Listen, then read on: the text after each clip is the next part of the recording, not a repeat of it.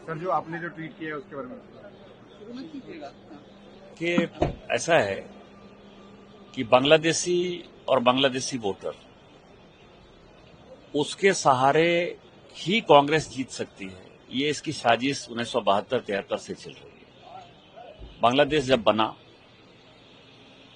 और उसके बाद 75 में जब शेख मुजीबुर रहमान की हत्या हुई, उसके बाद से आपको पता है कि बांग्लादेशी घुसपैठिए यहां आकर बस गए।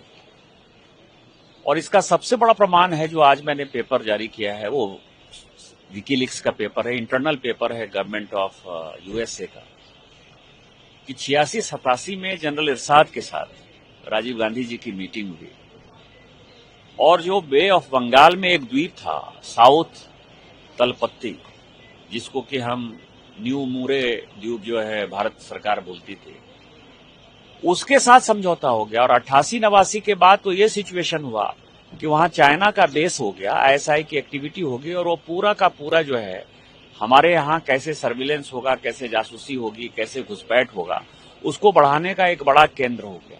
कोई अपना द्वीप दे देता है और मान लीजिए कि यदि बांग्लादेश ने जबरदस्ती उसको कब्जा कर रखा था 88-89 के बाद, तो भारत सरकार को उसके ऊपर आक्रमण करना चाहिए था। वो तो भला हो प्रकृति का कि 2010 में वो द्वीप जो है वो डूब गया, मतलब जो सुनामी आई उसमें वो द्वीप डूब गया, तो हम लोगों को थोड़ी राहत हुई।